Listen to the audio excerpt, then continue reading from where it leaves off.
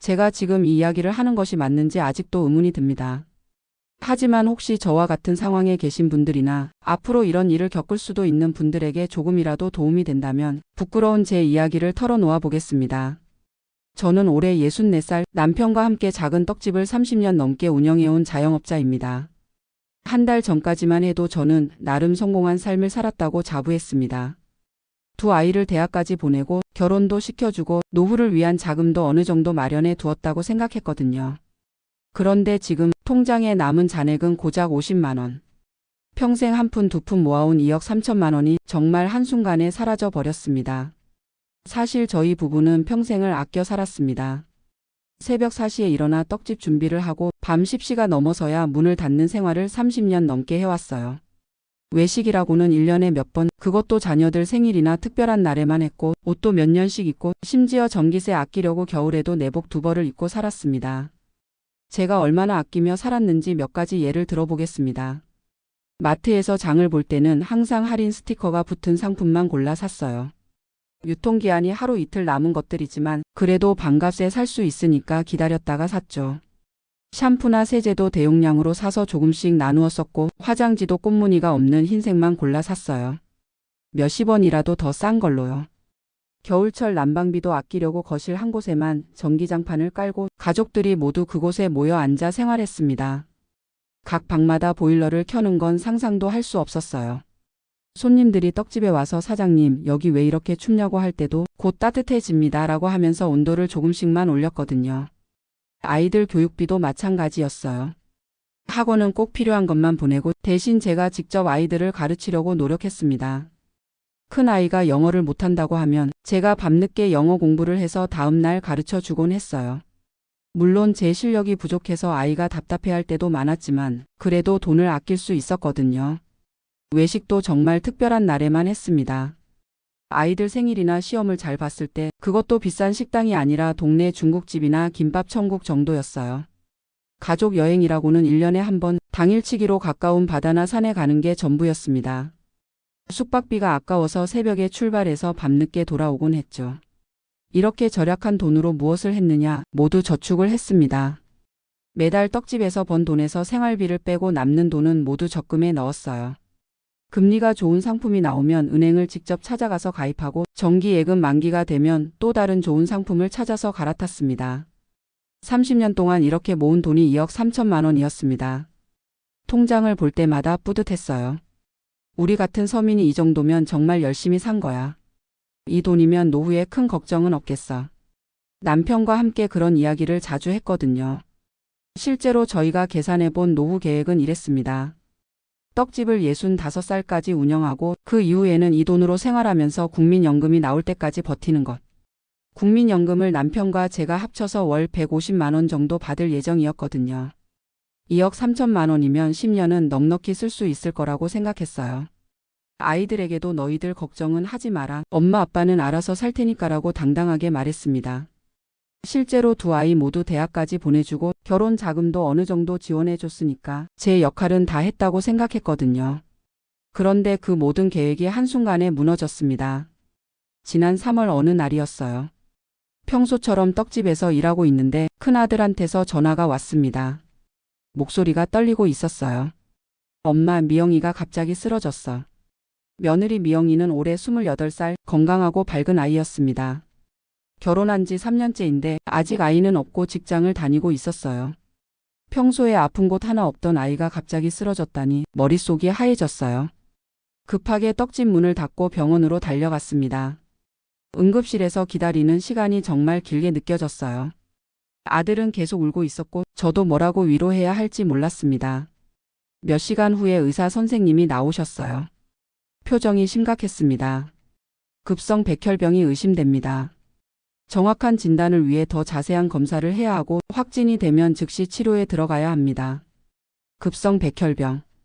들어본 적은 있지만 남의 일이라고만 생각했던 그 병이 우리 며느리에게 일어났다는 게 믿어지지 않았어요. 이틀 후 검사 결과가 나왔습니다. 급성 골수성 백혈병이었어요. 의사 선생님은 치료가 가능한 병입니다. 하지만 치료비가 만만치 않을 겁니다 라고 하셨어요. 그때만 해도 저는 의료보험이 있으니까 큰 문제 없을 거라고 생각했습니다. 우리나라 의료보험이 훌륭하다는 이야기를 많이 들었거든요.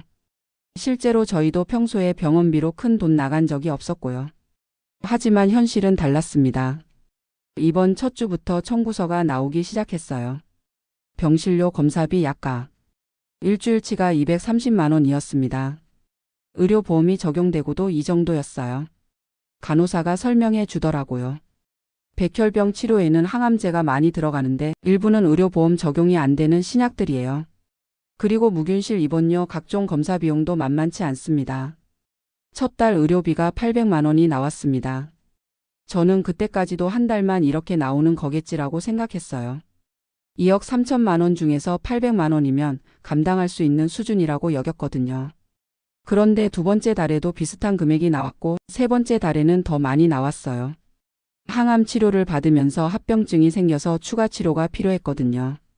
의사 선생님이 설명해 주시길 백혈병 치료는 최소 6개월에서 1년 정도 걸립니다. 항암 치료를 몇 차례 받고 경우에 따라서는 골수 이식까지 고려해야 할 수도 있어요.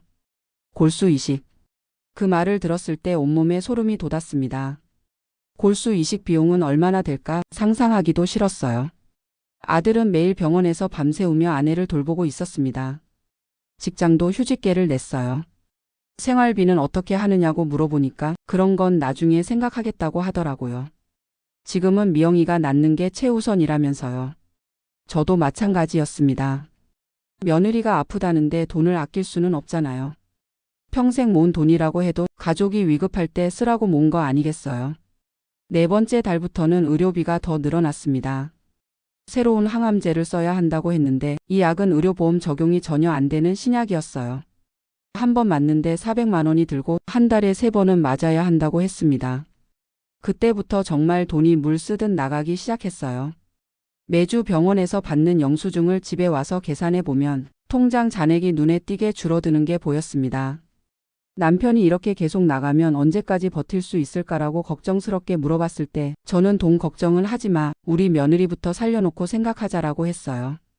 그때는 정말 그런 마음이었거든요. 5번째 달에 의사 선생님이 골수 이식을 권하셨습니다. 다행히 남편분과 조직 적합성이 잘 맞습니다. 골수 이식을 하면 완치 가능성이 80% 이상이에요. 80% 완치 가능성. 그 말을 들었을 때 정말 기뻤어요. 돈이 얼마나 들든 상관없다는 생각이었습니다. 하지만 골수 이식 비용을 듣고는 다리에 힘이 빠졌어요. 수술비만 3천만 원, 이식 후 관리비용과 면역 억제제 등등 해서 총 6천만 원 정도가 필요하다고 했습니다. 의료보험이 적용된다고 해도 본인 부담금만 2천만 원이 넘는다고 했어요. 그때까지 이미 4천만 원 정도가 나간 상태였습니다. 골수 이식까지 하면 총 6천만 원. 아직 치료가 끝난 게 아니라 이식 후에도 계속 관리비가 들어간다고 했어요. 통장 잔액을 확인해 봤습니다. 1억 9천만 원이 남아 있었어요. 6천만 원을 쓰고 나면 1억 3천만 원이 남는데 이식 후 관리비까지 생각하면 결코 넉넉한 금액이 아니었습니다. 그래도 망설일 이유는 없었어요. 며느리의 생명이 걸린 일인데 돈이 문제가 될 수는 없잖아요. 바로 수술 동의서에 서명했습니다. 골수 이식 수술은 성공적으로 끝났습니다. 의사 선생님도 아주 잘 됐다고 하셨어요. 그때는 정말 다행이라고 생각했어요. 돈을 많이 썼지만 며느리가 살았으니까 그것만으로도 감사했거든요. 하지만 문제는 그 이후였습니다. 이식 후 2주째부터 거부 반응이 나타나기 시작했어요. 면역 억제제를 더 강하게 써야 하고 각종 합병증 때문에 추가 치료가 계속 필요했습니다. 매주 받는 의료비 청구서가 점점 무서워졌어요. 한 주에 200만 원, 다음 주에 300만 원.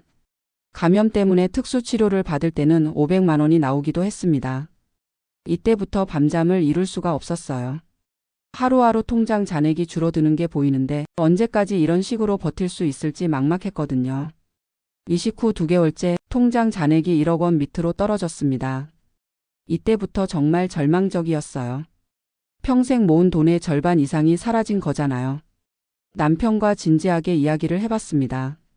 이런 식으로 계속 나가면 우리 노후는 어떻게 되겠냐. 그렇다고 미영이 치료를 포기할 수는 없지 않냐. 그럼 우리는 어떻게 살아야 하냐. 답이 없었어요. 며느리를 포기할 수도 없고 그렇다고 우리 노후를 포기할 수도 없고. 이식 후 3개월째 며느리 상태가 많이 안정되었습니다. 퇴원 날짜도 잡혔어요. 정말 다행이었죠. 하지만 퇴원한다고 해서 치료가 끝나는 게 아니었습니다. 앞으로 2년 동안은 면역 억제제를 계속 먹어야 하고 매달 정기 검진을 받아야 한다고 했어요. 면역 억제제만 한 달에 80만 원이 든다고 했습니다. 퇴원하는 날 최종 의료비 정산을 받았어요. 총 2억 1천만 원이었습니다. 보험 적용된 본인 부담금만요. 그 영수증을 받아든 순간 정말 다리에 힘이 빠져서 주저앉을 뻔했어요. 평생 모은 돈 2억 3천만 원 중에서 2억 1천만 원이 사라진 거예요. 남은 건 고작 2천만 원. 집에 돌아와서 통장을 확인해 봤습니다. 정말로 잔액이 2천만 원 조금 넘게 남아 있었어요. 30년 동안 한 푼 두 푼 모은 돈이 6개월 만에 거의 다 사라져 버린 거죠. 그날 밤 남편과 함께 울었습니다. 며느리가 살아서 다행이지만 우리 노후는 어떻게 해야 할지 정말 막막했거든요. 이제 남은 돈 2천만 원으로는 몇 년을 버틸 수 있을까요? 국민연금이 나올 때까지 아직 1년이 더 남았는데 그때까지 어떻게 생활해야 할지 막막해요. 떡집도 예전만큼 수익이 나지 않아요. 며느리 간병 때문에 6개월 동안 제대로 운영을 못했거든요. 단골 손님들도 많이 떨어져 나갔고 매출이 예전의 절반도 안 됩니다. 며느리는 다행히 많이 회복됐어요. 아직 완전히 직장 복귀는 못했지만 집에서 간단한 일은 할 수 있을 정도로 좋아졌습니다. 그것만이 유일한 위안이에요. 하지만 현실적인 문제들이 계속 남아 있어요. 며느리 약값이 매달 80만 원씩 나가고 아들도 아직 정상적으로 직장에 복귀하지 못한 상태예요. 회사에서는 복직하라고 하는데 아직 아내를 혼자 두기가 불안하다고 하거든요. 저는 이제 어떻게 살아야 할지 정말 모르겠어요. 평생 절약하며 모은 돈이 이렇게 순식간에 사라질 줄은 꿈에도 몰랐거든요. 주변 사람들은 그래도 며느리가 살았으니까 다행이다라고 해요. 물론 맞는 말이에요. 돈보다 생명이 소중하다는 건 저도 잘 알거든요. 하지만 솔직히 말하면 이제 우리 노후가 너무 걱정돼요. 2천만 원으로 몇 년을 살 수 있을까요? 국민연금 150만 원으로 생활할 수 있을까요? 떡집도 언제까지 할 수 있을지 모르겠어요. 나이가 들수록 체력이 떨어지는데 새벽 4시에 일어나는 생활을 언제까지 할 수 있을까요? 요즘은 밤에 잠이 안 와요. 돈 걱정 때문에 계속 뒤척이게 되거든요. 남편도 마찬가지예요. 둘이서 말없이 누워있는 시간이 많아졌어요. 그래도 후회는 하지 않아요. 만약 다시 그 상황이 온다면 저는 똑같이 할 거예요. 며느리를 살리기 위해서라면 모든 걸 다 쓸 거거든요. 다만 제가 너무 순진했다는 생각은 들어요. 의료보험만 있으면 큰 돈 들지 않을 거라고 생각했는데 현실은 전혀 달랐거든요. 특히 암 같은 중병에 걸리면 의료비가 정말 엄청나게 들어간다는 걸 처음 알았어요. 젊은 분들은 저 같은 실수를 하지 마세요. 노후 자금만 준비하지 말고 혹시 모를 의료비도 미리 대비해 두세요. 실손 의료보험이라도 제대로 들어두시고요. 저희는 그런 준비가 전혀 안 되어 있었어요. 기본적인 의료보험만 있으면 된다고 생각했거든요. 정말 무지했던 것 같아요. 이제는 하루하루 버티는 것만 생각하고 있어요. 떡집 매출을 늘리려고 새로운 메뉴도 개발해보고 배달 서비스도 시작했어요. 조금이라도 더 벌어야 하거든요. 며느리도 많이 도와주려고 해요. 아직 완전히 회복되지는 않았지만 집에서 할 수 있는 간단한 일들을 맡아서 하고 있어요. 떡 포장이라든지 주문 받는 일이라든지요. 아들도 이제 직장에 복귀했어요. 아내가 많이 좋아져서 혼자 있어도 괜찮다고 하더라고요. 그래도 매일 저녁에는 들러서 상태를 확인하고 가요. 가족이 모두 힘을 합쳐서 이겨내려고 노력하고 있어요. 비록 돈은 많이 들었지만 이 과정에서 우리 가족이 더 단단해진 것 같기도 해요. 하지만 여전히 현실적인 걱정은 남아 있어요. 앞으로 몇 년을 더 버텨야 하는데 과연 해낼 수 있을까 하는 불안감이 계속 들거든요. 그래도 포기하지는 않을 거예요. 평생 어려운 일들을 많이 겪어왔는데 이번 일도 잘 이겨낼 수 있을 거라고 믿어요. 다만 예전처럼 여유롭지는 않겠지만 그래도 살아갈 수는 있을 거예요. 혹시 제 이야기를 듣고 계시는 분들 중에서 비슷한 상황에 처하신 분이 계시다면 너무 절망하지는 마세요. 힘들겠지만 방법은 있을 거예요. 그리고 아직 건강하신 분들은 미리미리 대비해 두세요. 의료비는 정말 예상보다 훨씬 많이 들어갈 수 있거든요. 저 같은 일을 겪지 않으려면 충분한 준비가 필요해요. 지금도 가끔 통장을 들여다보면 한숨이 나와요. 2억 3천만 원이었던 잔액이 이제는 몇백만 원밖에 안 남았으니까요. 하지만 그래도 며느리가 건강해지는 모습을 보면 그 돈이 아깝지는 않아요. 돈은 다시 모을 수 있지만 생명은 다시 가져올 수 없으니까요. 비록 늦은 나이에 다시 시작해야 하지만 가족이 모두 건강하다면 뭐든 할 수 있을 거라고 생각해요. 앞으로도 쉽지 않은 시간들이 기다리고 있겠지만 하루하루 최선을 다해서 살아보려고 해요. 요즘은 떡집 일도 예전과는 다르게 접근하고 있어요. 그냥 하루하루 버티는 게 아니라 조금이라도 더 효율적으로 운영하려고 노력하고 있거든요. 인터넷으로 떡 만드는 새로운 방법들도 찾아보고 젊은 손님들이 좋아할 만한 메뉴도 개발해보고 있어요. 며느리가 회복되면서 많은 도움을 주고 있어요. 젊은 사람이다 보니까 인터넷이나 스마트폰 사용에 능숙하거든요. 온라인으로 주문받는 시스템도 며느리가 만들어줬어요. 덕분에 예전보다 주문이 조금씩 늘고 있어요. 아들도 직장에 복귀하면서 상황이 조금 나아졌어요. 월급은 그대로 나오니까 최소한 생활비는 자체적으로 해결할 수 있게 됐거든요. 며느리 약값도 이제는 아들이 부담하고 있어요. 그래도 여전히 마음 한구석은 불안해요. 혹시 며느리가 재발하면 어떻게 하나, 또 다른 가족이 아프면 어떻게 하나 하는 걱정이 계속 들거든요. 이번 일을 겪고 나니까 건강보험만으로는 정말 부족하다는 걸 뼈저리게 느꼈어요. 주변에서 실손보험을 들라고 권하는데 이제 나이가 많아서 가입도 어렵고 보험료도 만만치 않더라고요. 젊을 때 미리 준비했어야 하는데 그때는 그런 생각을 전혀 못했거든요. 요즘 젊은 분들은 정말 현명한 것 같아요. 20대, 30대부터 각종 보험에 가입하고 노후 준비도 일찍부터 시작하고 저희 때는 그런 정보도 별로 없었고 그냥 열심히 일해서 돈 모으면 된다고 생각했거든요. 하지만 세상이 변했어요. 의료기술이 발달하면서 치료할 수 있는 병이 많아졌지만 그만큼 치료비도 엄청나게 늘어났더라고요. 예전에는 포기했을 병도 이제는 치료할 수 있지만 그 대신 돈이 정말 많이 들어가요.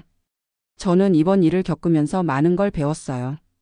돈의 소중함도 새삼 느꼈고 가족의 중요함도 다시 한번 깨달았어요. 그리고 미리 준비하는 것의 중요성도 뼈저리게 느꼈죠. 지금도 가끔 만약에라는 생각을 해봐요. 만약에 며느리가 아프지 않았다면 지금쯤 저희는 여유롭게 노후를 준비하고 있었을 텐데. 만약에 실손보험을 미리 들어뒀다면 이렇게 큰 돈이 들지는 않았을 텐데. 하지만 그런 가정은 의미가 없어요. 이미 일어난 일이고 지금은 앞으로 어떻게 살아갈 것인가가 중요하거든요. 며느리는 이제 많이 회복되어서 곧 직장에도 복귀할 예정이에요.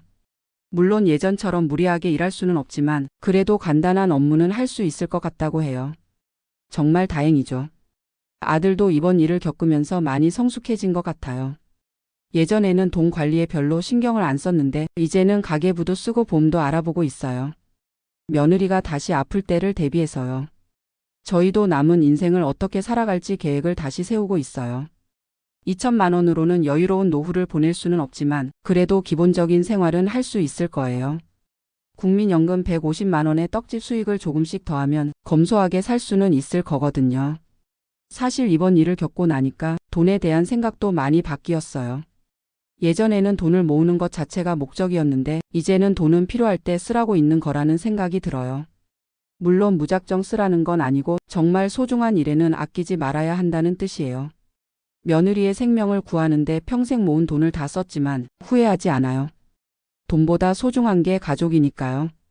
비록 노후가 빠듯해졌지만 가족이 모두 건강하다면 그것만으로도 감사한 일이에요.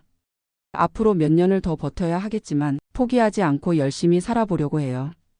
떡집도 더 열심히 하고 건강관리도 더 신경 쓰고 가족들과 더 많은 시간을 보내려고 해요.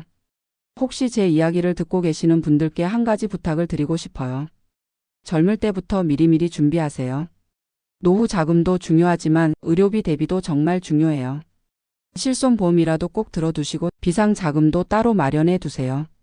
그리고 가족이 건강할 때 더 많이 사랑하세요.